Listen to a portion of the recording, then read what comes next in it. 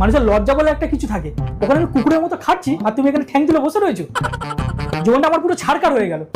লোকের বাড়ি গিয়ে দেখতে যাও, হ্যাঁ বরগুলো কি সুন্দর বসে রয়েছে, বউগুলো কত সুন্দর সুন্দর খাবার এনে মুখের কাছে এরকম গুজে দিচ্ছে, খাও না গো, এটা খাও না গো, হ্যাঁ না বললেন জোর করে খাই দিচ্ছে। আরে কিছুটা বলতে গেলে আমার মেয়ে আমার মুখটা পুরো ভেঙে দেয়। ওরকম ন্যাকামার কান্না কেঁদো না, ওই ন্যাকামার কান্না কেঁদে আমার মনটাকে তুমি গলাতে পারবে না। হ্যাঁ এই দেখতে দেখতে আমার জীবন চলে গেল। ন্যাকামার কান্না খা অপূর্ব গলা, সুন্দর ছিল স্যাড সংটা। কি হয়েছে বলো? মাংসতে কটা সিটি মারবো ওটাই এতক্ষণ জিজ্ঞেস করছিলাম।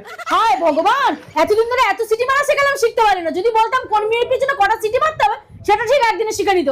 এই মাংস রান্না করবে না, ডাল আছে ডাল দিয়ে আজকে আমি রুটি খাবো। না না মাংসই খাবো।